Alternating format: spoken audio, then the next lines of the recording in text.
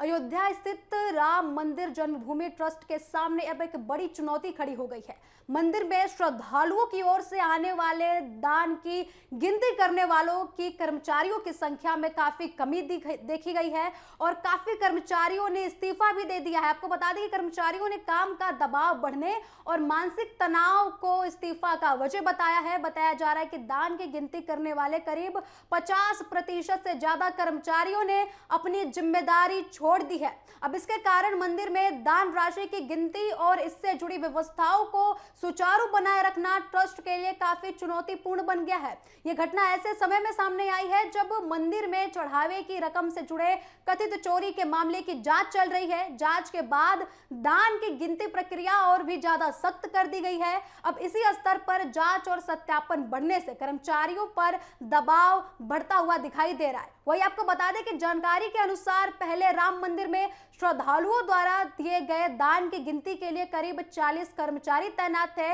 लेकिन कथित चंदा चोरी का मामला सामने आने के बाद कई कर्मचारियों ने नियमित रूप से काम पर आना कम कर दिया है। शुरुआती में स्थिति ऐसी हो गई थी कि रोजाना केवल 15 से 20 कर्मचारी ही ड्यूटी पर पहुंच रहे थे। अब करीब 23 कर्मचारियों ने इस्तीफा देने की बात कही है। उन्होंने बोला है कि दान में गिनती करने वाले कर्मचारियों को काफी दबाव का सामना करना पड़ जा रहा है, काफी उनको परेशानियां झेलनी पड़ रही है। तो इस खबर पर मैं सीधे कृष्णकांत जी आपके पास आऊंगी। आप मुझे पहले ये बताइए कि आखिर दान में जो चढ़ावा आ रहा है उसमें इतना दबाव क्यों बढ़ रहा है कर्मचारियों पर उसकी गिनती को लेकर?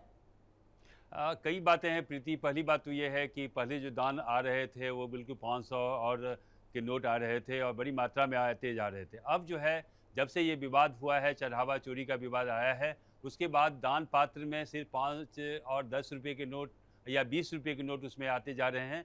तो ये संख्या इनकी ज़्यादा होती है और गिनती करने वालों की संख्या कुछ के इस्तीफा देने के बाद लगातार कम हुई, तो उनको परेशानी हो रही थी। अभी 23 कर्मचारी ने जो इस्तीफा दिया है उसमें उनकी 2-3 बातें रखी गई थी। पहली बात उन्होंने कहा कि पहले हम 5 से 6 घंटे काम कर रहे थे, लेकिन आरोप लगने के बाद जो कर्मचारी हटे हैं, सदस्यों की संख्या कम होती गई है।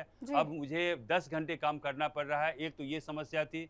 दूसरी समस्या थी कि नोटों की गिनती जो है संख्या बढ़ती चली गई है और आदमी कम होते गए, तो उन्हें परेशानी का सामना करना पड़ रहा था। और तीसरी जो सबसे बड़ी बात थी कि प्रबंधन के द्वारा, ट्रस्ट के द्वारा एक ड्रेस कोड बनाया गया है।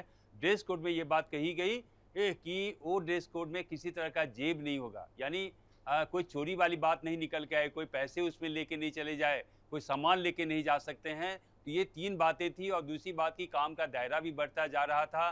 पैसे जो उनके मिल रहे थे, जो अपुष्ट जानकारी आ रही है, उसमें भी कमी की गई है। तो ये तमाम तरह की परेशानियां थी जिसको लेकर कर्मचारी आहत थे और अचानक से खबर ये भी निकलकर सामने आ रही है कि जब से ये चढ़ावा चोरी का मामला सामने आया है, तब से जो दान पात्र में पैसे जो डाले जाते थे, दान का पैसा डाला जाता था, उनमें अब 10-20 के नोट ज्यादा आ रहे हैं। 500 के नोटों की कमी दर्ज की गई है। 500 के नोट पहले ज्यादा आते थे, लेकिन अब 10-20 के नोट ज्यादा आ रहे हैं, जिसके कारण कर्मचारियों को काफी परेशानी हो रही है गिनती करने में। बिल्कुल। अगर सदस्यों की संख्या कम है या कर्मचारी कम है और काम का दायरा बढ़ता जाएगा, तो न केवल वहाँ पर कहीं भी ये परेशानी आती है। अब वो कर्मचारियों की संख्या लगातार घट गई। आप समझ रहे हैं कि 23 कर्मचारी हैं, पहले 40 थे, उसमें घटती गई है। अब बताया जा रहा है कि सिर्फ 10 ही कर्मचारी हैं और ये सारा काम उनको देखना पड़ रहा है। तो निश्चित तौर पे उनको परेशानी है। और जहाँ तक नोट की संख्या बता रहे हैं या नोट का जो एक डिनोमिनेशन की बात आप कर रहे हैं कि 20 रुपये या 10 रुपये की बात कर रहे हैं, तो ऑब्वियस अगर 1000 रुपये की काउंट करें और 10 रुपये 20 रुपये का नोट है, डिनोमिनेशन है, तो काफ़ी वक्त लगता है। और अगर आप 500 का नोट है तो बहुत कम समय में आप गिनती कर सकते हैं। तो ये परेशानी हुई है और इनकी भी मांगे जायज़ थी। तो इन परेशानियों से आहत होकर उन्होंने सामूहिक इस्तीफा पिछले गुरुवार को उन्होंने दिया है। और अब ये प्रबंधन को सोचना होगा, ट्रस्ट को सोचना होगा। ये तमाम बातें जब से चढ़ावा चोरी का मुद्दा आया है, अयोध्या चर्चा का विषय बना हुआ है, लगातार चर्चा में है। ना केवल वहाँ की बयानबाजी को लेकर है, चंदा चोरी को लेकर है, जो बैठकें हुई हैं उसको लेकर है, और विपक्षी दल भी लगातार हमलावर है। कल योगी गए थे, उन्होंने तमाम तरह की बयानबाजी किए हैं। तो राजनीति का जो बाजार है प्रीति, बिल्कुल गर्म सा हो गया है उत्तर प्रदेश में। एक राजनीतिक जो बिसात है बिछा दी गई है, तरह तरह की चालें चली जा रही है। शतरंज का अगर असली खेल आपको देखना है तो उत्तर प्रदेश में आप देख सकते हैं कि एक छोटी सी बात, आज चंपत राय का बयान आया कि इस तरह की जो घटना है आहत करने वाली है। वहाँ के तमाम गोविंद गिरी का भी यही कहना है कि ऐसे जो बने हैं हालात बने हैं उससे हम लोग प्रभावित हुए हैं, आहत हुए हैं, मर्माहत हुए हैं। तो इस तरह की घटना पर रोक लगनी चाहिए। प्रीति, अब वो दिन ज़्यादा दूर नहीं है, आपको थोड़ा-सा वक़्त 1 सप्ताह का वक़्त रह गया है जब एसआईटी की रिपोर्ट आएगी और ख़ासकर सोमवार को देखना दिलचस्प होगा, जबकि 3-3 याचिकाएँ डाली गई है सुप्रीम कोर्ट में, जी, जी। जिसमें कि सीबीआई और स्पेशल एसआईटी जाँच की माँग की गई है। देखना दिलचस्प होगा क्योंकि वहाँ पर जो लेकिन जज लगातार हैं। सवाल तो ये उठ रहे हैं कि जिन्होंने याचिकाएं दायर की है, सुप्रीम कोर्ट का उन्होंने रुख किया है, जिन्होंने याचिकाएं दायर की, सीबीआई की मांग की, एसआईटी पर सवाल उठाया, लेकिन उन पर भी तो सवाल उठ रहा है कि अचानक उनको राम मंदिर की याद कैसे आ गई। पहले तो उनको राम मंदिर की याद नहीं आई, ना कोई आपके पार्टी से नेता राम मंदिर के दर्शन करने के लिए गया, रामलला के दर्शन करने गया, लेकिन आज अचानक फिर याचिकाएं दायर की जा रही हैं, जो है सीबीआई की मांग की जा रही है। आखिर ऐसा क्यों किया जा रहा है? प्रीति, ये सब में पॉलिटिकल बातें हैं, माइलेज की बात होती है कि राजनीतिक जो एक एज होता है उसकी बात होती है। राजनीति की जो ज़मीन है अगर खिसकती हुई दिखती है पोजीशन को, चाहे वो कांग्रेस पार्टी है। आप देखिए कांग्रेस पार्टी की एक समय में सरकारें हुआ करती थी वहाँ पर, फिर सपा की सरकारें, बसपा की सरकारें होती जी। थी। अगर वो सही से काम कर रहे होते, विकास की बात कर रहे होते, जो वहाँ की सामाजिक जो संरचना है उसको बरकरार रखे होते, या कानून व्यवस्था को ठीक करके रखे होते, या शिक्षा व्यवस्था को जिस तरह से होना चाहिए उत्तर प्रदेश जाना जाता था, कल्याण सिंह के समय में काफ़ी अच्छी व्यवस्था हुआ करती थी। अगर वो बेहतर काम किए होते, आज सत्ता से बाहर नहीं होते। वहीं देखिए योगी सरकार लगातार जब से सत्ता में आई लगातार बेहतर काम कर रही है, लगातार काम कर रही है। योगी सरकार दिन रात एक करके काम कर रही है और जी। अच्छे-अच्छे काम कर रही है। जब अच्छे काम किए जा रहे हैं तो उसको डिरेल कैसे किया जाए, जी। बेपटरी कैसे किया जाए, इसके लिए विपक्ष लगातार हमलावर है और जी। इस तरह की बयानबाजी कर रही है। रही बात कोर्ट की बात है, तो जी। देखिए न्यायिक व्यवस्था है ऐसी भारतीय संविधान में जी। कि अगर आपको किसी जाँच से, किसी पद्धति से, किसी काम से अगर आपको लगता है कि आप संतुष्ट नहीं हो पा रहे हैं, तो न्यायालय का रास्ता जो है दरवाज़ा खटखटाना होता है। तो ये एक न्यायिक प्रक्रिया है और माननीय जो जज हैं, काफ़ी पढ़े-लिखे व्यक्ति होते हैं, भारतीय संविधान को अच्छी तरह से समझते हैं, कानून को समझते हैं। जी। मुझे लगता है कि सोच समझ कर वो निर्णय लेंगे जी। कि क्या एक जाँच अगर चल ही रही है और उसकी रिपोर्ट अभी आई नहीं है, तो क्या दूसरी जाँच की तरफ हमें बढ़ाया जाए। और रही बात सीबीआई की बात रही है प्रीति, तो आपने भारतीय इतिहास में देखा होगा कि सीबीआई ने वो कुछ खास काम ऐसा नहीं कि एजेंसी ने नहीं किया है जी। जिसके लेकर इनकी क्रेडिबिलिटी बनी रहे, सीबीआई के लोग माने, ऐसा मुझे दिखा नहीं है। बहुत सारे ऐसे मामले हैं, बोफोर्स की बात ले लीजिए, अरुषि कांड को देख लीजिए। जब भी कोई बात होती, सरकारें जो कांग्रेस की होती थी, सीबीआई जी। जांच बैठा देती थी, लेकिन वो सीबीआई जांच बैठाने का मतलब हुआ करता था कि एक लंबे समय तक खींचतान बनी रहती थी, तब तक स्टोरी खत्म हो जाती थी। जो स्कूप करनी थी स्टोरी जी। जी। ढाई हो जाती थी। तो मुझे लगता है कि इस सीबीआई जांच की बात बिल्कुल बेमानी सी बात है। लेकिन माननीय जो न्यायाधीश हैं, उनको ये देखना होगा कि क्या इस तरह की जांच की संस्तुति वो करते हैं या नहीं करते हैं। जी, जैसा कि आपने बोला कि विपक्ष लगातार हमलावर हो रहा है राम मंदिर के मामले को लेकर, तो आपने योगी सरकार की बात भी की कि आपने बोला कि उन्होंने काफ़ी काम किया है उत्तर प्रदेश में।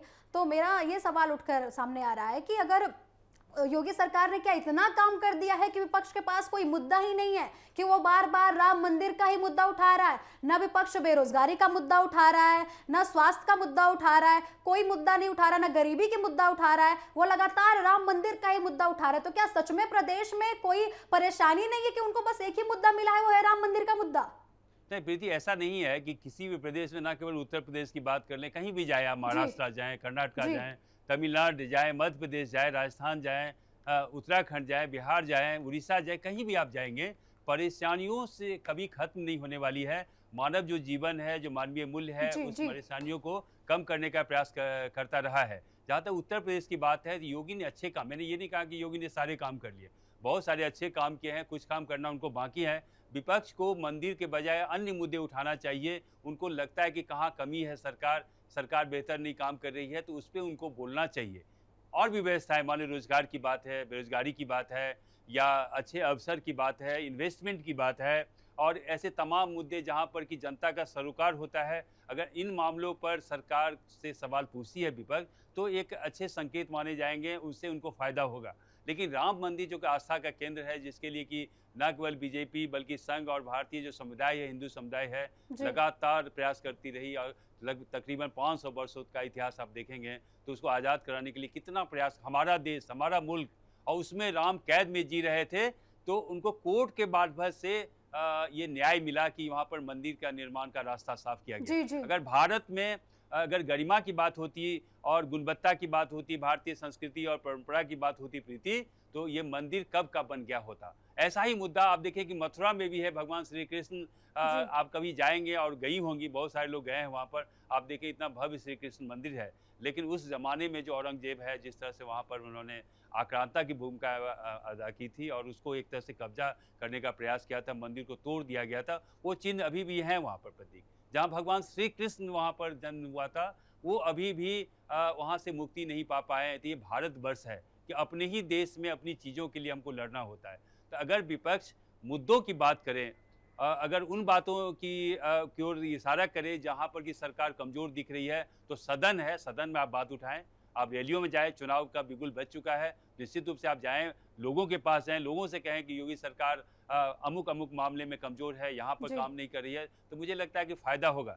रही बात कांग्रेस की बात है, कांग्रेस एक बार बेपटरी हुई उत्तर प्रदेश में, अब तक ज़मीन तलाशने में जुटी है। कोई ख़ास उन्होंने कारनामा नहीं दिखाया है, चाहे वो लोकसभा चुनाव की बात करें या विधानसभा चुनाव की बात करें, ऐसा नहीं हुआ। हाँ, सपा पार्टी एक दमदार पार्टी है उत्तर प्रदेश में और वो लगातार सत्ता में भी रही है और विपक्ष में भी है, तो अच्छी पोजीशन में है। तो ये जो जी। राम मंदिर चढ़ावा चोरी का मुद्दा आया, उसके बाद उनको एक मसला मिला है। जी।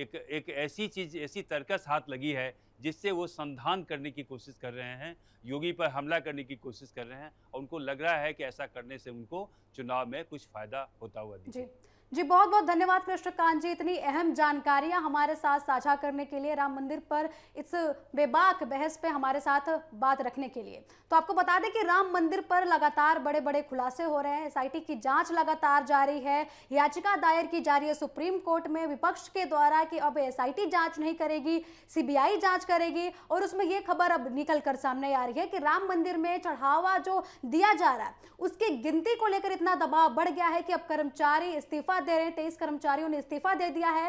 राम मंदिर का मुद्दा लगातार गर्माता जा रहा है। विपक्ष इसे 2027 के विधानसभा चुनाव का सबसे बड़ा मुद्दा बनाना चाहता है। अब आगे राम मंदिर का मुद्दा कितना ज्यादा ज्वलित होता है, राम मंदिर का मुद्दा कितना ज्यादा बढ़ता है, आगे क्या क्या इसमें खुलासे होते हैं, 22 जुलाई को एसआईटी की अंतिम रिपोर्ट आनी है, रिपोर्ट आने के बाद क्या क्या खुलासे होते हैं, इस पर सबकी नजरें बनी हुई है।